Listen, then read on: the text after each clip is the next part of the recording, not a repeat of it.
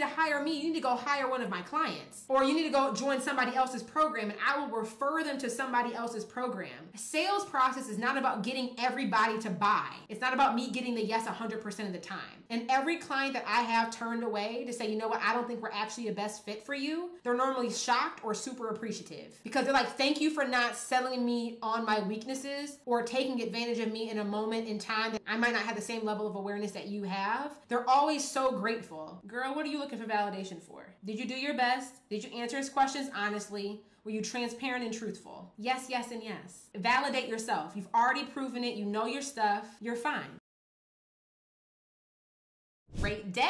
I'm super excited. I love doing live streams or doing episodes when you vote for the topic. You told me what you want and we about to make it poppin', make it happen. It's gonna be on. I hope you grabbed your notebook. I hope you grabbed a pen and paper. Today's topic is going to be about the 3 ways that you can attract qualified leads for your program without spending money on paid ads and without having to rely or depend on referrals. The vast majority want to talk about lead qualification, and I think it's a really important topic to talk about. A lot of the time, coaches or marketers will talk about marketing, lead generation, sales conversion, and client delivery and coaching. But I think one of the underrated topics is qualification. And a prime example, we've worked with clients who have had issues with attracting qualified leads to their program in the past. And I think one of the things that happens that nobody likes to talk about, but privately takes place in a lot of coaching businesses or online course creators, is they end up having a high amount of upfront enrollment. Maybe they enrolled 10 people, 30 people, 50 people, 100 people to their program, but their failed payment rate, their cancellation rate, their payment recovery conversion rate is terrible. They are only able to recover maybe 30%, 40% of the promised payments from clients that have enrolled in their program. And today's topic is really one of these preventative measures that will allow you to ensure that you're collecting 90-95% of the payments that people agreed to when they enrolled in your program. Today's conversation will help you decrease your cancellation or refund requests. But I think this conversation and ensuring that you are enrolling and attracting qualified leads will also help you ensure that you have a community of clients at a high caliber rate. If you have a group program, the peers that people are going to be with is at a high caliber. And if you're still working with clients privately one-on-one, this conversation is still applicable to you because this will ensure that you're not wasting your time on sales calls with people who are unqualified, burning yourself out because you're doing too many free discovery calls with people who never should have been on the phone in the first place. Or what ends up happening is you enroll clients that are not actually aligned with your energy, what you're delivering and what you're promising, where you're having to overwork, maybe there's scope creep. So regardless of what stage of business that you are in, it's not just about getting the sale, it's not just about enrolling the client, but it's ensuring congruency. There needs to be alignment with enrolling the right client at the right time for the right promise that you are delivering to help you design and operate and build a business that will be sustainable, that will be enjoyable for you. And if somebody's on a payment plan, you're gonna at least be able to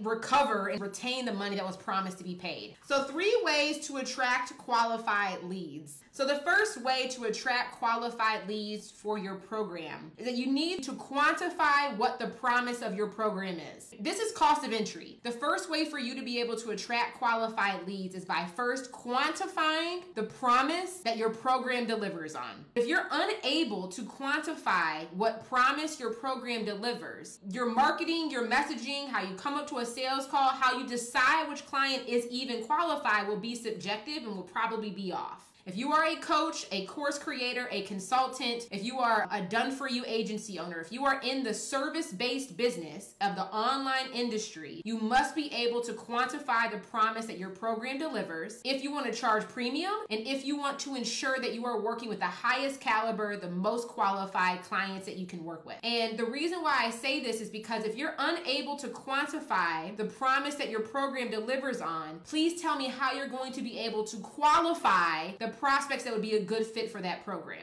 And I want to give you guys some examples of this. I went on a rant on Twitter. If you want to see first site information of what my perspective is, you need to be following me on Twitter. But I wanted to give you guys some examples of what is an unquantifiable promise and what is a quantifiable promise. I get DMs all the time. People in my comments are like, Jay, how do I know if my niche is specific enough? How do I know if my program promise is dialed in enough? Because I want to share what does an intangible program promise sound like and what does a tangible, quantifiable program promise sound like? Because this is so critical. The reason why people are attracting unqualified leads, people who are not committed, who aren't really a great fit for their program, who are unqualified, failing payments, asking for refunds, canceling, ghosting you after the first payment, not showing up to do the work, is because you're doing a poor job qualifying. And if you're unable to quantify the promise, our goal as coaches, course creators, content service providers, how are we calibrating expectations? Having a quantifiable program promise is your first line of defense of being able to calibrate the expectation that a prospect should perceive about what they can get when they work with you. And if you're attracting unqualified leads or attracting unqualified clients into your program or working with you,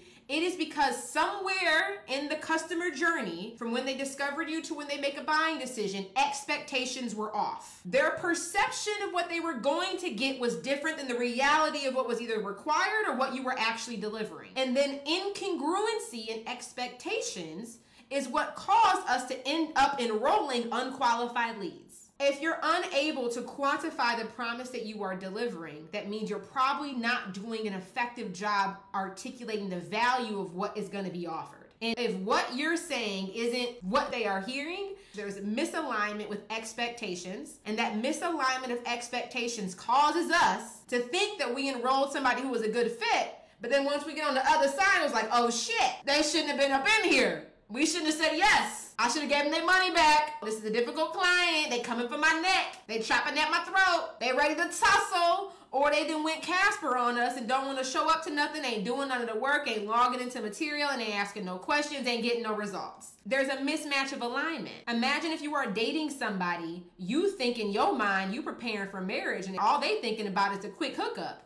It's just misalignment. You over here thinking about commitment, long-term marriage, house, picket fence, 2 kids and a dog. They thinking about hot wings, a quickie, child, I'm trying to get up out of here first thing in the morning. It's a misalignment of expectations. So in that relationship dynamic, you over here complaining to your girlfriends like, this dude, he's an F-boy, he don't want to have no commitments, he this and that, I can't do this, girl, here I am again.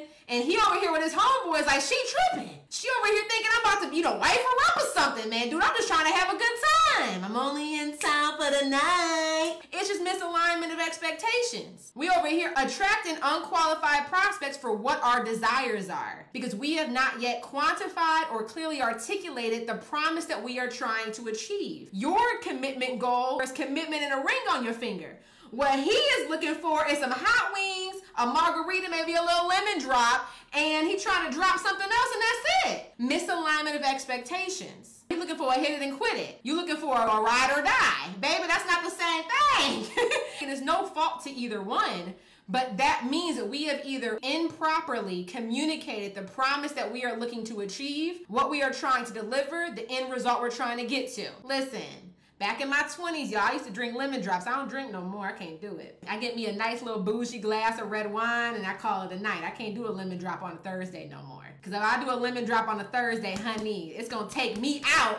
Listen, I can't do it no more. I can't do it. I swear I turned 30 and then my tolerance just went non-existent. I couldn't do it no more. But all I'm saying is I want to give you guys some examples of what does a vague, weak, intangible program promise look like versus what does a tangible, quantifiable promise sound like. So I'm going to give you guys some examples. I'll help you increase your efficiency and reduce overwhelm. That's weak. That's intangible. That's a young money, cash money, no-no. I help you increase your revenue. I'll help you discover your purpose. I help you feel good in your body. I help you save time and make money. I'll help you find the career of your dreams. None of those things that I just stated are tangible. They are speaking to an emotional byproduct, but they are not clarifying. There's nothing quantifiable. There's nothing specific about that. We want to quantify what the program actually delivers. I help Pilates studio owners enroll 10 new members per month. Quantifiable. I help agency owners remove themselves from client delivery. Quantifiable. You have to claim and call out the specific scenario your promise delivers on and who it can be achieved for. It's not just I help women feel good in their body. I help Black women who are high achievers discover their purpose. If you want to attract qualified leads for your program, you have to quantify the promise that your program delivers on. I know that just sets somebody free. I know a light bulb just went off for somebody who is listening to this right now. It might be you. I think we hear people talk about the importance of knowing your client avatar, define your ideal client. You need to have an ideal person in mind. Focus on the demographics of the person. And if you Google this stuff, it can keep you running in circles all day long. You will go 3 months, 6 months, a year of working on your ideal client profile and ain't made no damn money. And it's just like, I've been working on this. I know who an ideal client is, but you have not yet quantified the promise of what you deliver, which is causing you to improperly qualify leads when you're having the conversations. So we want to have a quantifiable program promise that is being delivered. That is cost of entry. That's step one. And the reason why I'm so passionate about this topic is because this is what I struggled with for almost a year when I first started my business. It took me over 9 months to figure out how to quantify the promise that I was delivering. I could not figure it out. I was so focused on demographic data. Like, I help women. I help high achieving women. I help Black women who are higher achievers. I help high achieving Black women who are 30 to 40. None of that is quantifiable. None of that speaks to the promise that my offer actually delivers. That just further describes the demographic of the person that I want to work with, but it does not quantify the promise that I can help that high achieving Black woman who's 30 to 40 achieve. You guys understand the difference there. So it took me so long to figure this out. And this is why so many people get stuck or end up enrolling unqualified leads. It's because they have not yet quantified the promise that their program delivers on. So that is numero uno. Number 2 on the list. Many of us are burning ourselves out. The reason why you are burning out is because you are spending so much energy, effort, time, money, resource doing the wrong thing poorly. You're not only doing the wrong thing, you're doing it poorly. Again, if we go back to number 1 is, have I yet quantified the promise that my program delivers on? Yes or no? If the answer to that is no, I would rather you spend time figuring out how to quantify the promise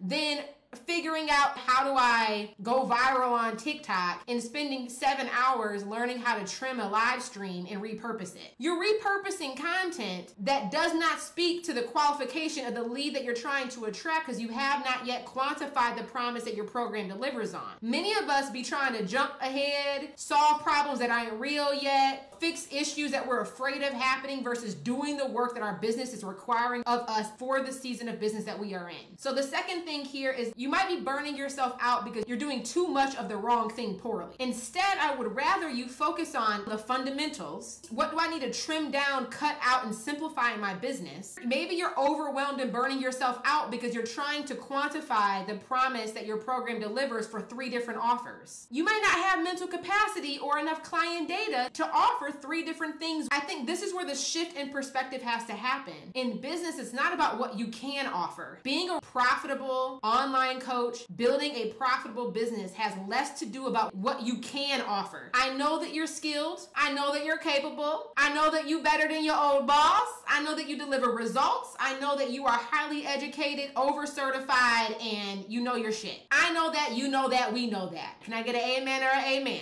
Is that the truth or is that the truth? We already know that you can deliver. But the issue is, in business, it's not about what you can do. It's really about what is the highest return on investment offer that I can deliver, and can I properly quantify the promise that offer delivers on? That is what matters in business. That is what people are paying for. People are not paying for what you can do. People are paying for a level of certainty around a promise that you will deliver on. That is what people are paying for. People are not paying for your potential. People are paying for the promise that you can articulate and deliver. We know your potential. We wouldn't have even considered you for the job if we didn't see the potential. But in order to close the prospect, we have to quantify the promise being delivered. And that means we have to shift our perspective, shift our focus. Am I working on stuff to keep trying to validate my worth? Am I working on stuff so that I can be perceived like I got my stuff going on? Am I over here making my website cute so I can be cute on Instagram? Are you over here building up a facade of how you think you're supposed to be perceived, or are you doing the work that's required to make you money? Moment for self-reflection. This is the opportunity for honesty. That's really all it is. We have to shift the focus around this. If you are feeling like you are burnt out right now, it's because you are doing too much of the wrong stuff poorly. or you are overwhelming yourself trying to quantify the promise for 4 different offers. You may not have capacity. Just because you can do it does not mean that you should do it right now. We know you can do a lot, baby boo. We've been teamed too much our whole lives, haven't we? My grandma told me, baby, you got to be twice as good to get paid half as much. My entire life I was told that. You are a black woman. You have to be better than everybody else that walks in the room. You have to get better results. You have to do it faster with no errors, with no mistakes. I don't know if y'all was raised like that, but that's how I grew up. If you want to make it, you have to be so good they literally cannot find a reason to not give it to you. If anybody else grew up like that or has a work ethic like that, we already know you got the juice. We already know that you can deliver. So instead of focusing on the work to try to keep proving that to somebody, proving that to the audience, proving that on social media, proving that to yourself, we need to all come into agreement, y'all. If I was at a pulpit right now, anybody here who wants to come up, you have to right now just decide that I've already proven myself enough. There's nothing else that you need to get externally validated. You know your shit. Can we just come into agreement for a moment here? The reason why we are overwhelmed or burning ourselves out is because we are doing so much work trying to prove our worth, trying to prove our value, trying to prove to somebody else in the ecosystem that we are good enough, can charge as much. We are trying to prove ourselves. But if you already know, listen, I'm over here fighting. If you already know that you have put in the work, that you have the results, that you got the receipts, and that you have the track record, can we just all come into agreement right now that you've already proven yourself? So you can give yourself permission to stop doing all the work that is building up work that is rooted in something that is causing you to overwork and overwhelm yourself that is unnecessary. You've already proven it. If you have a program teaching somebody how to get a result that you've already gotten or taught somebody else how to do, let's just come into agreement. You've already proven yourself. So give yourself permission to stop doing that busy work, trying to prove yourself, prove your worth, or prove your value, and start focusing on doing the work to get your ass paid, to make some money. Now, when the perspective shifts, I'm taking y'all down a little path right now. When we stop doing the work trying to prove ourselves and start doing the work of claiming something that we can promise and deliver on, your authority shifts. To the ladies listening, your shoulders go back and your girls go out. Your body language shifts. How you sit in the chair shifts. How you show up to the meeting shifts. Because instead of you trying to prove yourself, that you're good enough, cowling, shoulders low, talking all timid. I'm pretty sure that if we work together, I really do believe that we can make some impactful improvements and focus on helping you increase your efficiency and help reduce this. I can't guarantee anything, but I know that I'm capable and I just want to be considered for the opportunity. That's not the energy we trying to walk up in this with. If you've already proven that you've done the work, you've gotten the results, you've got the receipts, you need to show up and own that shit. We need that Diddy energy real quick. Because people are paying for your conviction and your certainty, period. And if you lack conviction and lack certainty, of course you're going to keep attracting unqualified leads to your program. Because you're going to be attracting people at a low energetic vibration versus the frequency at which you should be functioning from. Shoulders back, girls out. Own your shit. I literally just hopped off of an interview with somebody I just recently met over on Instagram, and he's the editor of Entrepreneur's Handbook. And at the end of the interview, I asked him, how was it? He's like, of course it was good. And it's so interesting. He also shared with me, he's like, the most charismatic women are the only ones who ask for validation after the interview is over. Men have never asked, how did I do? And it was such a moment of self-reflection for me. Because how many of us, no matter how good we are, no matter how many results we've gotten, no matter what our track record looks like, no matter how many receipts we have, we still will doubt ourselves. We still will ask for external validation, even though we know we killed that shit. We still do it. This is me 6 years in. I've done over 700 live stream videos. I have done over 100 interviews. And at the end of the interview, I asked him, did I do okay? After all these years, all these results, I'm a freaking millionaire now. I'm still asking. And I think it's a twofold thing. I think part of it is because, one, anytime that I do an interview on some somebody else's platform, I'm really hyper aware of, is what I delivered and how I delivered it going to be palatable for the audience that's going to be listening? Because I have to change the examples or change the tonality or change the verbiage that I use depending on the audience. I want to make sure that what I delivered was applicable for the audience that they have. But the other part is like the most charismatic women who are the best speakers are the ones that always ask if it was good enough or not. This literally happened to me an hour ago. But I'm sharing that because many of us are burning ourselves out, overworking, overwhelming ourselves because we are unwilling to claim publicly what we already know to be true about the results we've gotten privately. And then we end up showing up in our marketing, showing up on our live streams, showing up on sales conversations, lacking the conviction and confidence that we have earned the right to display. So I appreciate him sharing that feedback with me today because it was like, damn, here I go again. Girl, what are you looking for validation for? Did you do your best? Did you answer his questions honestly? Were you transparent and truthful? Yes, yes, and yes. Validate yourself. You've already proven it. You know your stuff. You're fine. I say all of that about burning out and overdoing it, improving ourselves, and all of that to say is because your marketing, your messaging, what you choose to publicly communicate about your perspective, if you are attracting unqualified leads, it's normally because there's a lack of sophistication in the marketing content that you are delivering. If you're attracting unqualified, low caliber, non-committal leads for your program, it's because there is a lack of sophistication somewhere in your messaging. There's a lack of sophistication in your delivery.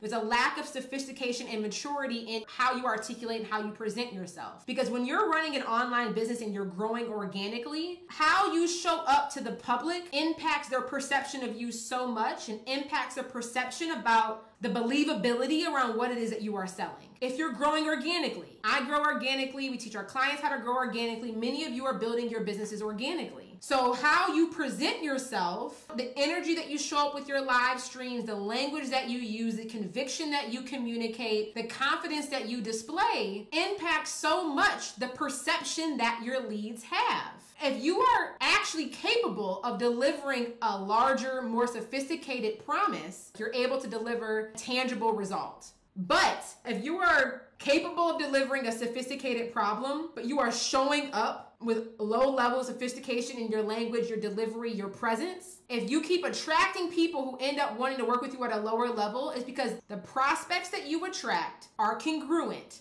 with the presence that you display publicly. So if you keep attracting a bunch of clients who second guess themselves after making a decision, who want a refund within 12 minutes after they've already enrolled, if you would keep attracting a bunch of clients who are non-committal, really struggle emotionally with doing the work, showing up, committing to what's required. The question, the moment of introspection is how much of how they show up is congruent with how I show up. When I'm a client in another program, do I display the same tendencies? You cannot be a good seller and be a bad buyer because how you purchase, how you show up, how your presence is publicly will be a direct reflection of the clients that you attract. And the reason why I say that is because when you can deliver a sophisticated promise, think about it. If you're organic marketing, if your business is growing organically, and the leads that you attract are somewhat influenced by the content that you put out. Your live videos, your podcast episodes, your interviews that you do, how you show up on stage. Your presence is the first thing that somebody sees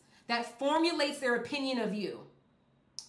The language that you use, how you show up in your live streams, the energy that you bring, how you lead, or your lack of leadership during a sales conversation, all of those things influence their perception of you, which matriculates into their perception of what they can expect to experience when they work with you and once they pay. So if your presence and the totality of it, how effective or ineffective you articulate your value, how willing you are to claim a program promise publicly versus being unwilling to claim and clarify a program promise, the energy, the language, the verbiage, the sophistication, your presence, all of that influences their perspective. So if that is the first line of defense, they don't even know yet about how much you can actually deliver in the work that you can do, because your presence might either turn them on or turn them off. They don't even care about learning step 2 about what you can deliver, because they don't even know whether or not they should trust you, not trust you, or what caliber at which they should trust you based off of how they initially saw you in your marketing and your messaging on that stage in that interview. So the reason why I say that is that the quality of lead that you attract, the sophistication of the promise that you deliver needs to be congruent with the sophistication and the confidence that you publicly portray in your marketing, in your messaging, with your verbiage, with your ability to articulate your value, with how you lead calls. Those two things need to be congruent. When there's incongruency, that's when we start to see mismatch happen in businesses. There's some people who are phenomenal. They got all the energy. They're very charismatic. They know exactly what to say, when to say, how to say it, but they suck at delivery. Who here has bought something from somebody who's a great marketer, but terrible at delivery? I definitely have. They sold me on a dream, child. They sold me on a dream. But then when you get in that thing, it's, hold on, wait a minute. It's a little lackluster for what was presented. There's incongruency. Or the flip side happens, is somebody delivers incredible results. It has a high ROI, gets client results after client results after client results, but how they portray and present themselves is low level. It lacks confidence, it lacks certainty, it lacks conviction. And there's a mismatched belief. There has to be congruency. So the second thing about attracting qualified leads has to do with your presence. How sophisticated is your messaging? How sophisticated and congruent is your presence in alignment with the promise that your program delivers? There has to be congruency. Whenever there's incongruency, that's normally an indication of either unqualified leads or under-delivering based off of what was perceived or what the expectation was. So the third way to attract qualified leads is that you need to have an application process. You need to have some sort of qualification process to qualify a lead. I think a lot of the time people just assume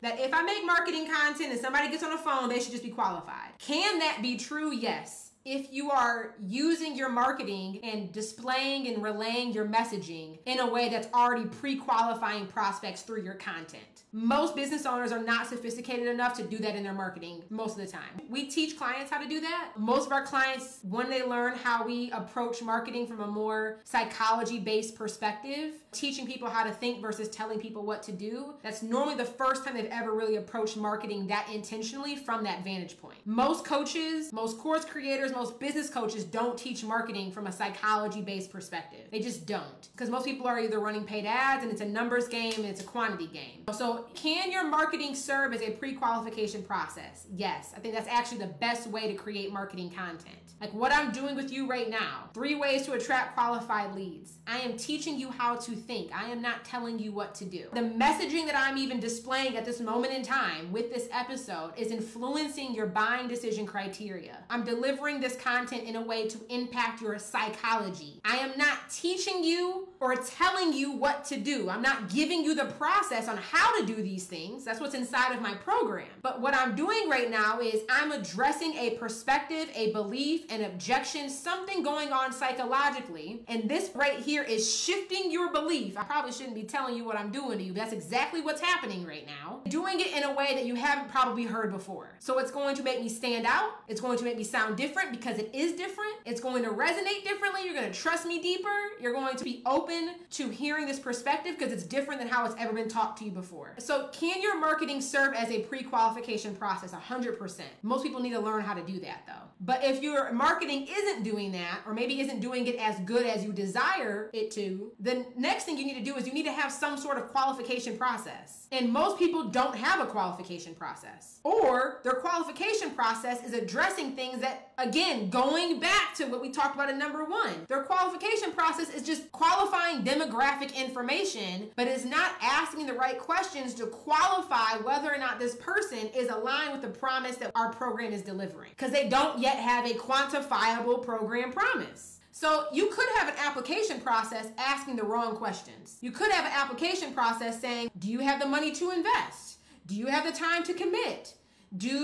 Are you in this age demographic? What is your salary and where do you live? Why do you want to work with me? And what is your biggest problem that you have right now? That's really great information, but I have no idea. Most people, and I know this because of experience, I work with hundreds of coaches. That is what their application questionnaire looks like before they work with us. And if I were to read that application questionnaire, even just based off the type of questions, I would have no idea what criteria you are looking for in order to qualify whether or not this prospect aligns with your program. Because it's very vague, it's very generic. Now to the example I was using with Michelle, she had the quantifiable promise of I help home bakers earn $1,000 per month selling at farmers markets. Now, Michelle's application questionnaire could be, do you know how to bake? Have you ever been paid for your baked good before? Yes or no? Have you ever tried to sell at a farmer's market or a pop-up shop, and how much money have you made? You see, those questions will allow Michelle to read that prospect's application and get actual insight on whether or not that lead is qualified for her program. Because there's some qualifications that a lead needs to meet before she can admit them into the program. It's not just like this program is for any home baker. You can be a home baker that sucks at baking. Michelle can teach you all the strategies in the world, but if your food don't taste good, honey, that's cost of entry. If your food doesn't taste good and you've had somebody else outside of your kids and your husband tell you that it tastes good, I can tell you all the strategies in the world on how to make money at a farmer's market, but if the product sucks, I can't fix that. So cost of entry, and if anybody here is a home baker trying to make money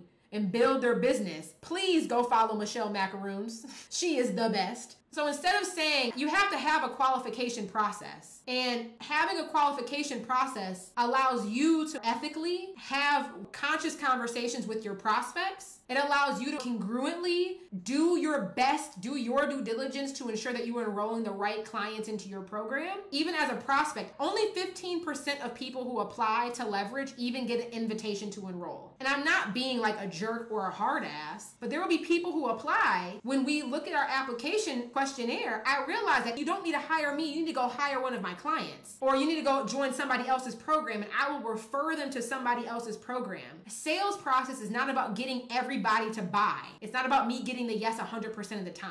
The 100% of the time I'm trying to get the person to make a decision, whether that's a yes or whether that's a no. So like we have people who apply often, who I end up referring to my friends or who might be a better fit for one of my clients' programs, and then I refer them out. We only want to work with people who are the most qualified and who fit the qualifications of what our program is. And I'm not just doing that for false scarcity or as some manipulative marketing tactic. It's me operating out of integrity and operating from an ethical perspective. Because what do I look like consciously enrolling the wrong person into my program, having them spend thousands of dollars to work with me when I know, based off of how I qualified them, that they would be a better fit for what Michelle sells? All money ain't my money. All money ain't good money for me to have. And again, to me, it's a very spiritual experience. Having a qualification process allows us to operate out of more integrity and to operate from a higher level of ethics in this industry. It allows both of you guys to do a due diligence process, to do your best. And again, sometimes you get it wrong. Sometimes you don't fully know. Like sometimes you thought one thing and then things change. We can only control the controllables. But our job is how can we ensure that we are enrolling the best clients? But if we're not asking the right questions, we're not getting the insight that we need to properly qualify the lead. So those are the 3 ways that you can attract qualified leads to your program without paid ads or without referrals. I really hope that today's conversation elevated your perspective on this topic. I've never consumed anybody's content who just shared with you what I just shared. I know paid programs that talk about what I just shared, and I just gave it to you for free. But to me, when you think about qualification, it's not go just spend more money to get more leads on your next webinar or try to remove any level of qualification or conversation out of the sales process. Because when you are selling a high ticket offer and you've elevated your price point of the program that you are delivering, if you have elevated the articulation around the promise that you deliver, if you are addressing and solving a more sophisticated challenge that people experience, having a qualification process, delivering and communicating sophisticated marketing and messaging content, and quantifying the promise that you deliver puts you in a category of one in your industry. Because most coaches, most marketers, they aren't going to this level of depth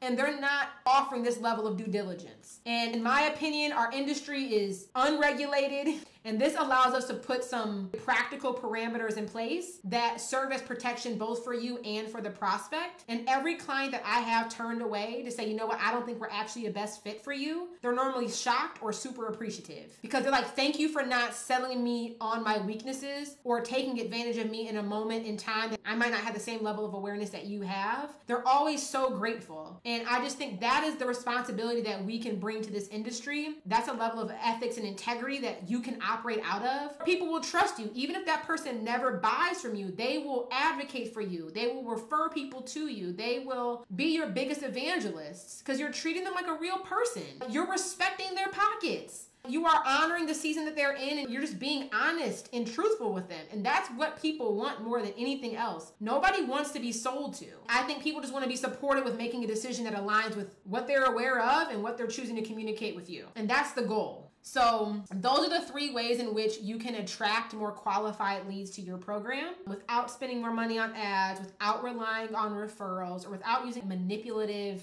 low-grade tactics. So thank you guys for tuning in. I will talk to you guys later, and have a great rest of your day. Bye. If you liked the video you just watched, click this one. You might like it even more. Go ahead, check it out.